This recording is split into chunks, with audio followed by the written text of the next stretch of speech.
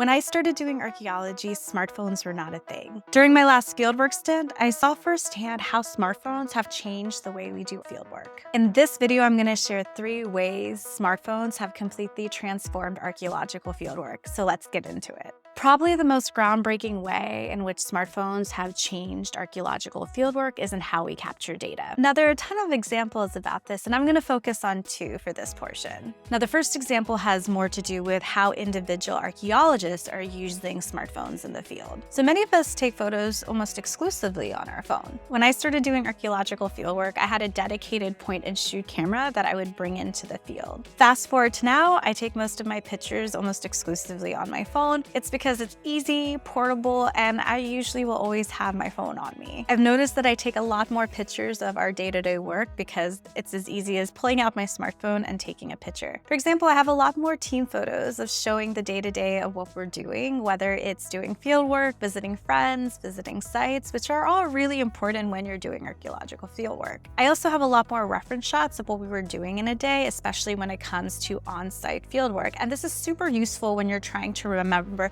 maybe weeks, months, or years later what you were doing on a particular day. Smartphones have also helped ease communication between team members, especially if they're not with you in a given moment. I remember this past time that one of my team members asked me about certain storage boxes, and I had no idea what he was talking about. So I just whipped out my phone, recorded a video of our storage shed, and asked him which box he was talking about, and then I got a quick answer a couple hours later. Now, if we had done this back and forth through email, it would have taken a lot longer. Now, we still need the skills and expertise of trained photographers, and at times we do need better cameras. So I have a mirrorless camera that I use for certain occasions for publication-worthy shots. Nonetheless, smartphones have offered a way for more team members to contribute to the record of the project and keep the project going in different ways. The second example when it comes to data capture is the technologies themselves that are equipped in smartphones. Increasingly, smartphones are working with other technologies that we use to capture data. In particular, Geographic Information Systems, also known as GIS, has seen so much increased capability in just the last few years when it comes to smartphone technologies we can use in the field. Now, I can do a whole other video about GIS, but the important thing here to remember is that locations are really fundamental to any type of GIS or mapping analysis. Precisely mapping things has helped archaeologists improve their methodologies and record keeping over the past years. For example, field archaeologists excavating a site can record the locations of where they're excavating and then turn that into a 3D model of all the layers they've excavated at a particular site or even within a trench. Survey archaeologists can precisely record the locations of things they find on the surface.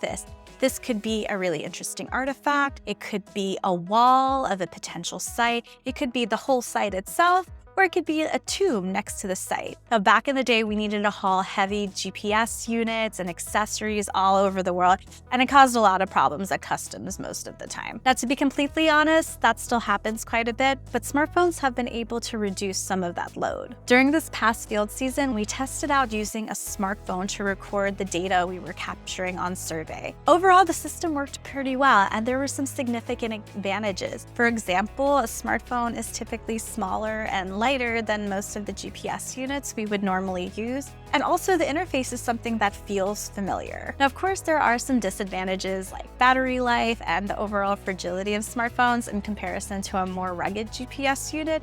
But overall, we found it to be a success and will likely implement this method for future surveys. The second way that smartphones have transformed archaeological fieldwork is keeping in touch with loved ones. Now, this might seem a bit of an odd one to include, but archaeologists are humans too, and we have relationships with people we'd like to keep up with when we're in the field. During my first excavation, I was in a lovely little village in Hungary, and the only way that I could keep in touch with my family was to buy a phone card, walk to a phone booth, and then call up my family. And I did this about once a week for 6 weeks. Now, when I started dating my now husband, we wanted to talk a bit more often. I burned through so much Skype credit so I could actually see him a bit when I was talking to him on my laptop because I was off doing fieldwork for months at a time. Now, I'll be completely honest, I was quite a late adopter when it came to smartphones in general and using smartphones in the field. However, when I saw the wireless connectivity increase in places where I worked and data plans becoming much more affordable, I jumped on the bandwagon. I was no longer bound to my computer, and it was far easier to get in touch with my family and for my family to get in touch with me, whether it was coordinating a time to talk earlier or later in the day, or just seeing daily life and pictures of what was going on when I wasn't at home. Those pictures, especially after I had a kid, were super vital to my sanity when I was in the field. Now, going off the grid sometimes is necessary in certain fieldwork situations. There are certain sites that I work at where there is no cell phone reception. But for me, knowing that I can reach my family or they can reach me within a reasonable amount of time keeps me sane in the field and also makes being an archaeologist who does fieldwork much more sustainable. So the third way in which smartphones have transformed archaeological fieldwork is sharing what we do. Smartphones give us instant access to a number of social media platforms, which enables us to share what we're doing as we're doing it. There's tons of project-specific Twitters, Instagrams, and other social media accounts that share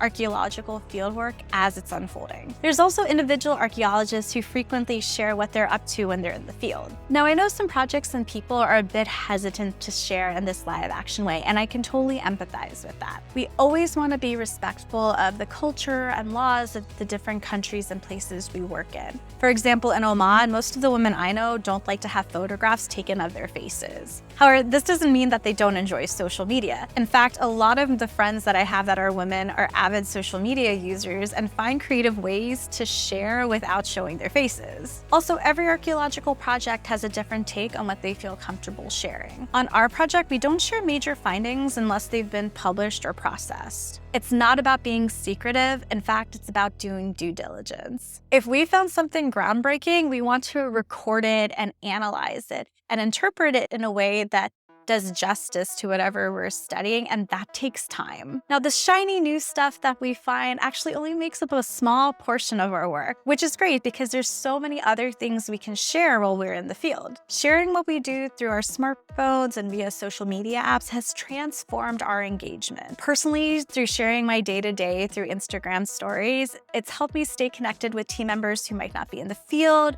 loved ones and family members, local community members, other archaeologists as well, and people who I've never met. All these people were curious about archaeology but didn't have the chance to be in the field with me, but through sharing, they could see what I was up to. Smartphones and social media has helped archaeologists like me who might not have had training in videography or media to share what I'm doing as I'm doing it. Now, those dedicated documentaries and TV specials and those people who are so great at presenting archaeological information, those are all needed. But smartphones have enabled people like me and other archaeologists who might not have had that training to be able to share our stories as well. Now, if you're curious what archaeological fieldwork looks like, I have a whole video here dedicated to a day-by-day breakdown of my 2-week archaeological fieldwork trip to Oman. So there are definitely other ways in which smartphones have transformed archaeology, and if you're interested in seeing some of that content, just let me know in the comments below. So that's all for today's video, and I'll see you in the next one. Thanks so much, and bye.